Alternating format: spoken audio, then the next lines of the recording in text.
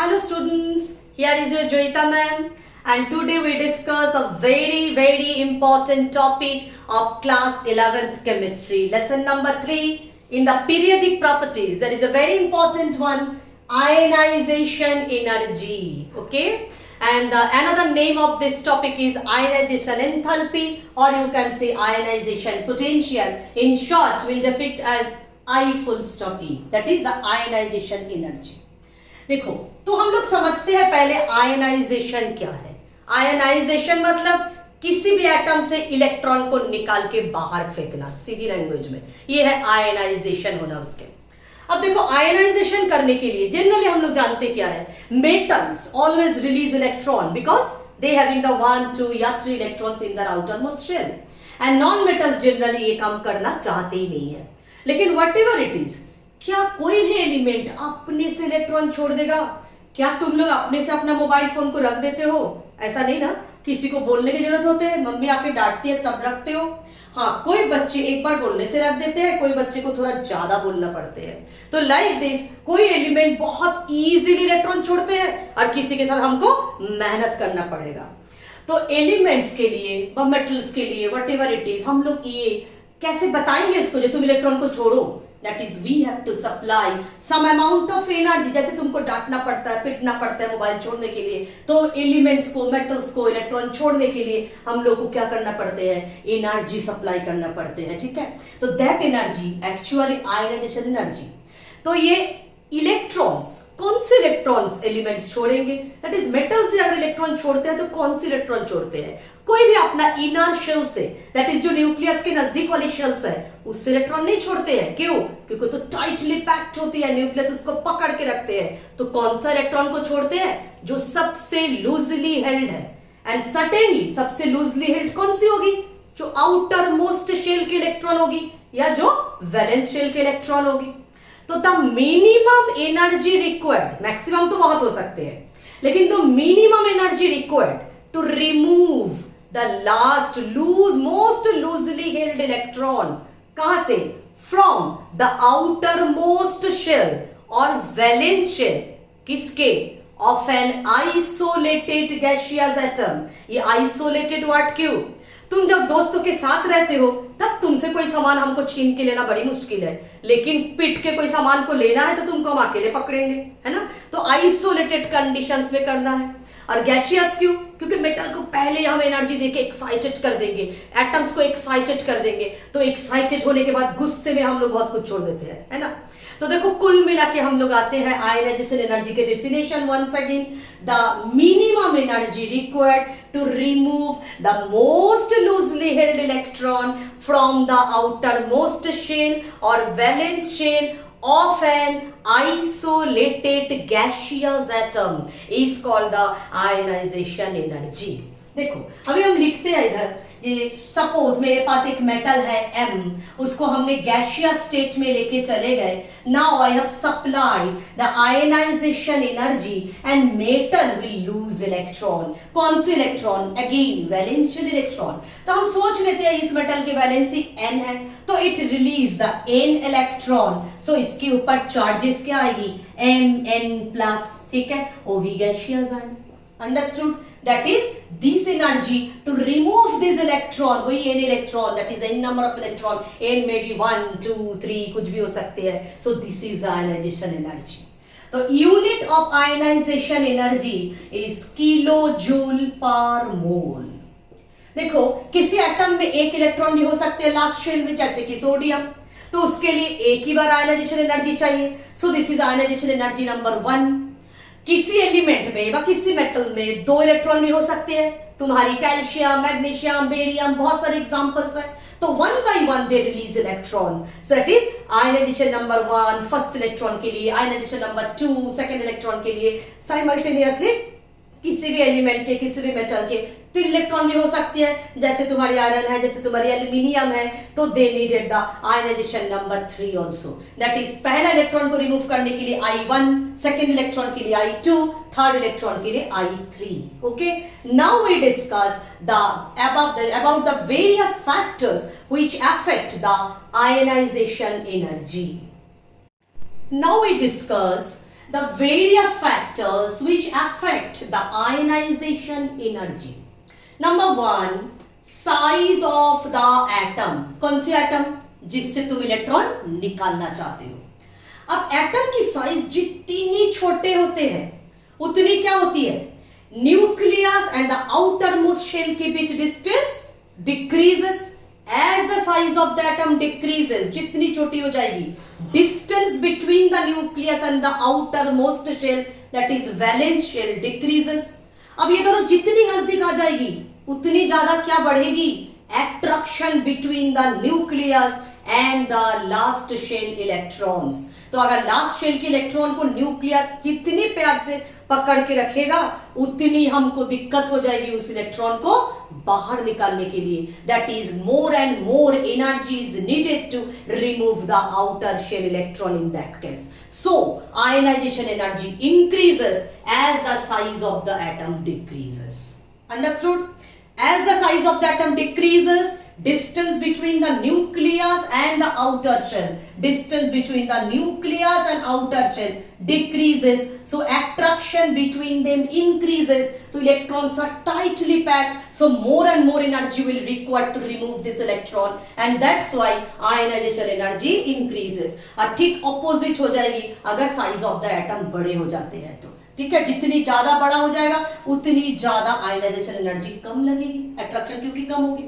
Now the second point is charge on the nucleus. Nuclear charge जितनी ज्यादा होगी, मतलब प्रोटॉनिक चार्ज, उतनी ही ज्यादा अट्रैक्शन होगी between the nucleus and electron. उतनी इलेक्ट्रॉन्स को टाइटली पैक करके रखेंगे, उतनी ज्यादा एनर्जी चाहिए इलेक्ट्रॉन को निकालने के लिए, and that's why the ionization energy increases. For example देखो, जैसे मानो तुम्हारे पास मैग्नीशियम एटम है. What is the electronic configuration of magnesium? Do you know what is the electronic configuration of magnesium? 1:2, 2:2, 2p6, 3s2, that is neon core 3s2. अब देखो, ये magnesium से तुम इलेक्ट्रॉन्स को निकाल रहे हो. ओके, अब मैग्नीशियम से इलेक्ट्रॉन निकालने के लिए what will be happen?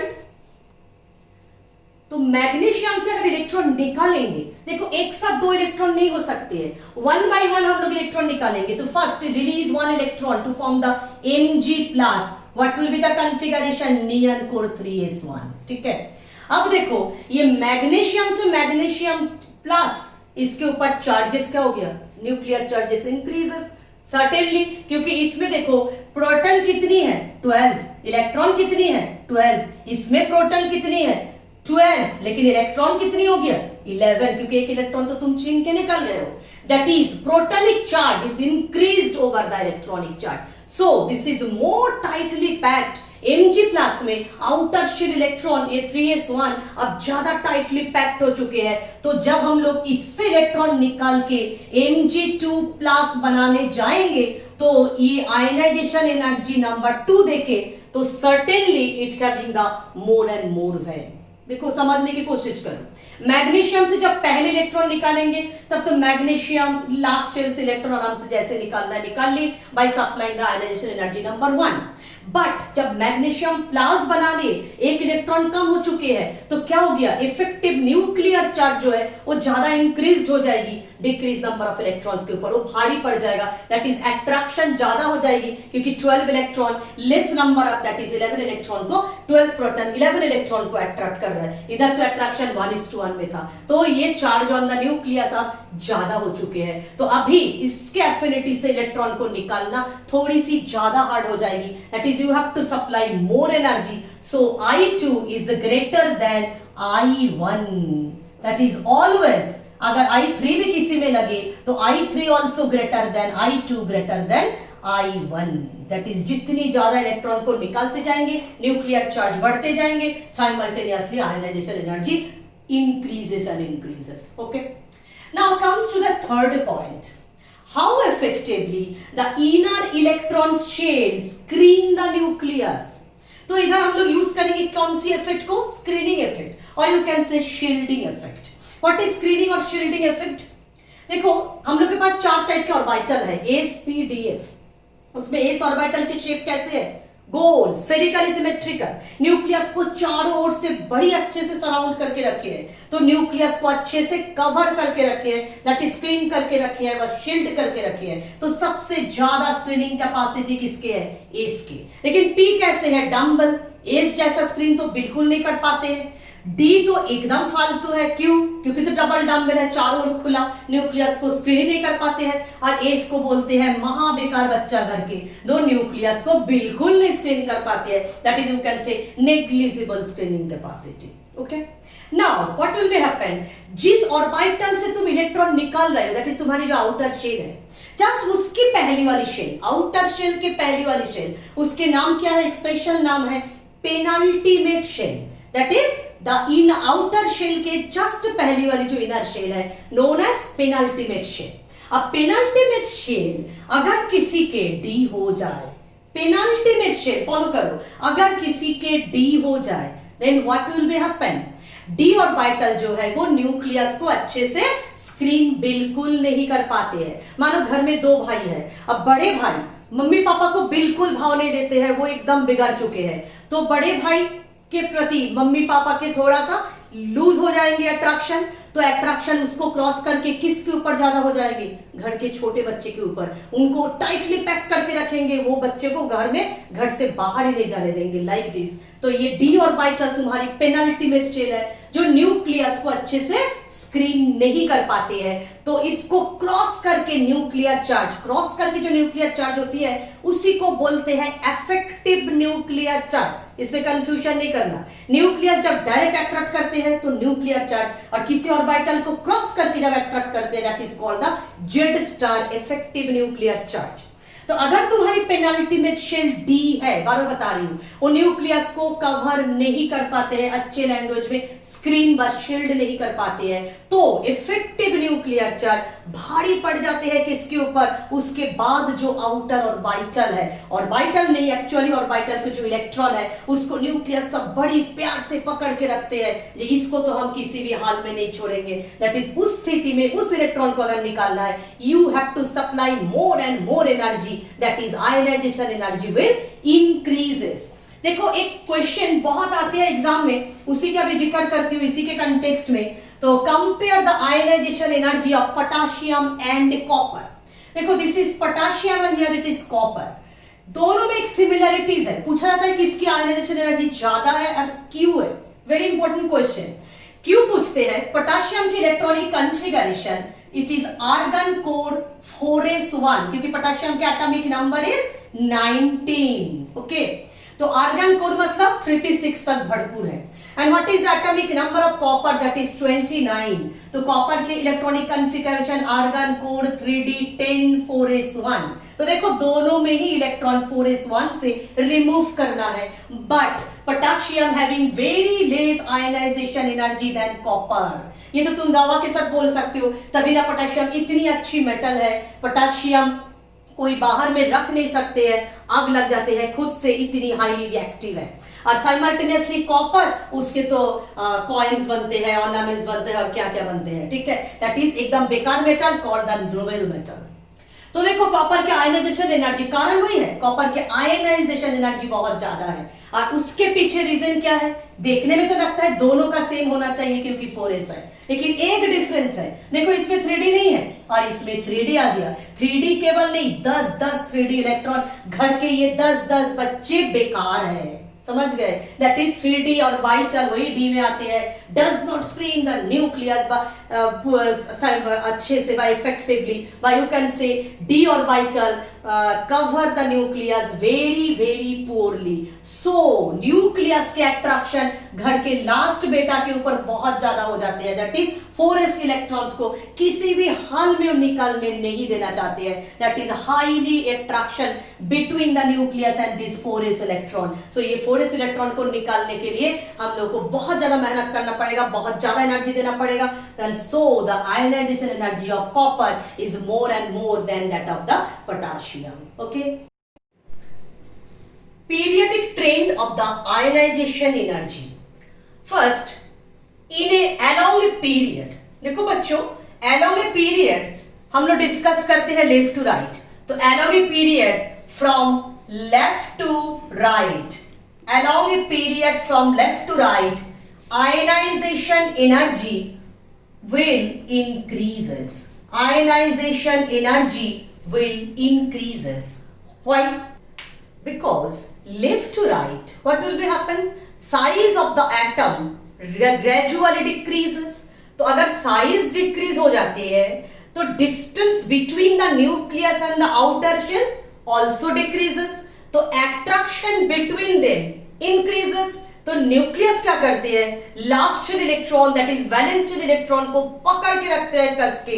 That is to remove that valence electron you have to apply more and more energy, that is ionization energy increases. Understood? Now down a group from top to bottom in a group, again ionization energy will decrease. Why? Because top to bottom size of the atom increases, so distance between the nucleus and the outer shell also increases. As the distance increases, the attraction between the nuclear charge and the electronic charge, what will happen? Decreases. So less and less energy will require to remove the electron. That is, removal of the electron become easier. Less energy will needed. So ionization energy gradually decreases. Now students, we will discuss some problems which generally comes in our exam, that is NCERT problems. First question is, ionization energy of boron is less than that of the beryllium.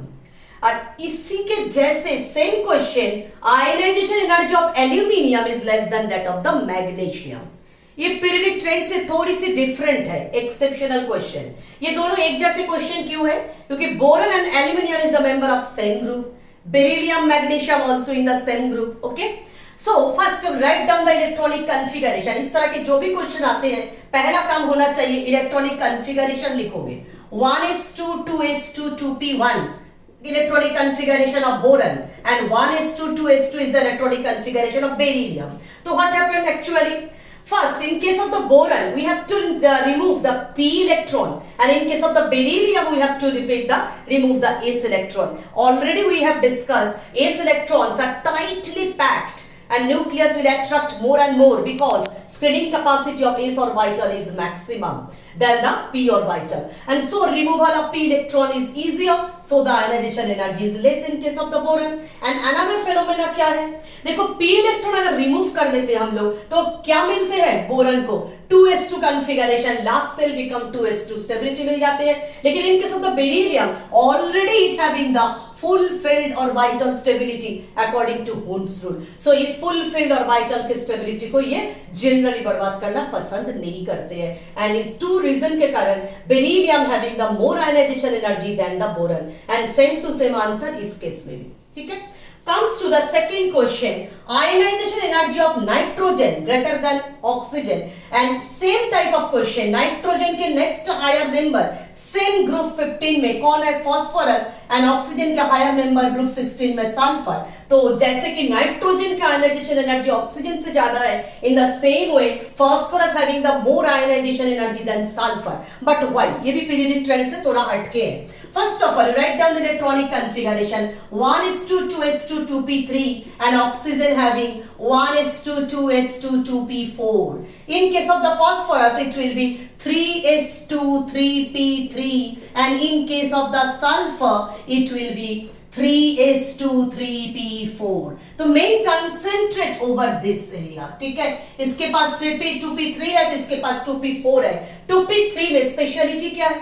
According to Hund's rule, all of you know, half filled and total filled orbital always getting extra stability. तो p में तो 6 होते हैं total filled, तो nitrogen के पास क्या है भाई? half filled p orbital stability, क्योंकि p3 है. So a special type of stability इसके पास है जिसको ये बिल्कुल बर्बाद करना नहीं चाहेगा. And for this reason, removal of this p electron from the nitrogen is very harder job, and hence the ionization energy of nitrogen is higher with respect to the oxygen, and same reason हो जाती है phosphorus and sulfur के case में. And for this reason only nitrogen is so inert in nature. Air में 78% nitrogen है, लेकिन generally nitrogen के साथ रिएक्शंस देखते हो, सारे रिएक्शंस देखते हो ऑक्सीजन के साथ. This is only the reason. Okay. Now next question, a very important question of NCERT. Irregular trend of ionization energy is observed in group number 13. Group number 13 के मेंबर कौन लोग हैं? बैगन, आलू, गाजर, इन, थैला। याद किए हो ना पीरियड टेबल में? Boron, aluminium, gallium, indium, thallium. देखो top to bottom in a group ionization energy क्या होना चाहिए? डिक्रीज होना चाहिए, लेकिन इधर थोड़ी सी अलग ट्रेंड है। बोरन टू एल्यूमिनियम डी मतलब decreases, aluminium to gallium again I increases, gallium to indium again D decreases and indium to thallium again I that is increases। याद रखने की तरीका क्या है? दीदी तो सबके घर पे होंगे, तो DI देखो दीदी, ठीक है। तो why this irregular trend, ये हम लोग अभी डिस्कस करने वाले हैं। तो first of all students you right the electronic configuration. Configuration लिखना भी बहुत आसान है, लास्ट ट्रेल का लिखते चलो। ये ग्रुप नंबर 13 है, तो what is the general configuration? You have already learned in periodic table NS2 NP1। तो ये एलिमेंट स्टार्ट होती है सेकेंड पीरियड से, तो सेकेंड पीरियड से स्टार्ट होती है, तो इसकी कॉन्फ़िगरेशन 1s2 2s2 2p1 या केवल 2s2 2p1 लिखो simultaneously. Aluminium is 3s2 3p1 but gallium is 3d10, देखो क्योंकि D ब्लॉक के एंट्री होती है 4s2 4p1 and indium is 4d10 5s2 5p1 and our last element that is thallium, इससे एक ब्लॉक का भी एंट्री हो जाती है 4f14 5d10 6s2 6p1। This is very vital to write down the electronic configuration. और ये easily कैसे लिखोगे इलेक्ट्रॉनिक कॉन्फ़िगरेशन बिना जाने एटॉमिक नंबर? उसके लिए देखना पड़ेगा मेरा पीरियड टेबल वाली वीडियो, ओके।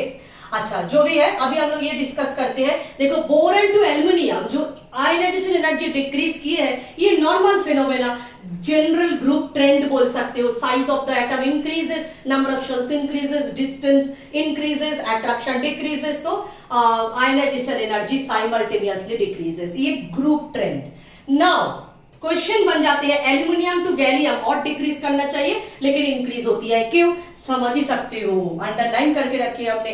किसके लिए? डी के लिए। डी क्या है? घर के बेकार बच्चा, पहले ही बोले थे। ये डी न्यूक्लियस को क्या नहीं कर पाते हैं? अच्छा से स्क्रीन नहीं कर पाती है, very poor shielding capacity. So Z star that is effective nuclear charge increased over 4s and 4p electrons. Mummy papa जो है घर के ये बच्चे को पकड़ के रखते हैं, तो आयनाइजेशन एनर्जी दैट इज इन लोगों को निकलने के लिए जो एनर्जी वो ह्यूज अमाउंट लग जाते हैं, तो आयनाइजेशन एनर्जी साथ साथ में क्या होती है? Increases.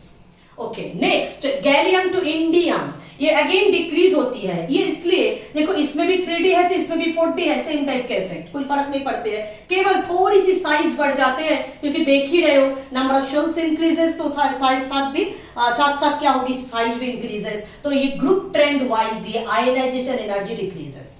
Again, indium to thallium, it is a huge increase in ionization energy। किस लिए? घर के दो नालायक बच्चा आ गया अभी, 4a 5d ना, एक तो नेग्लिजिबल स्क्रीनिंग कैपेसिटी, डी के पास वेरी पुअर स्क्रीनिंग कैपेसिटी, तो न्यूक्लियस जो घर के पेरेंट्स है उसके टोटल अट्रैक्शन किसके ऊपर है? घर के छोटा बच्चा, that is the last shell orbital 6s and 6p electron. ये न्यूक्लियस सोचते हैं किसी भी हाल में हम इसको तो खड़ा होने ही नहीं देंगे, इसको हम नहीं खोने देंगे, दैट इज इसको रिमूव करने के लिए you have needed the more and more huge amount of energy। so ionization energy का एक extraordinary increase देखने में आते हैं indium to thallium. Okay students, तो we have completed today the ionization energy. इसके बाद भी अगर आपके पास कोई भी डाउट है तो कमेंट सेक्शन में लिखो, I will clear your doubts, कोई प्रॉब्लम नहीं है। और like your share my video, subscribe my video and अपने फ्रेंड्स के अंदर भी शेयर करो। बढ़िया से बढ़िया वीडियो इसके बाद आने वाले हैं। Next video on the electron affinity and electron negativity. Okay thanks.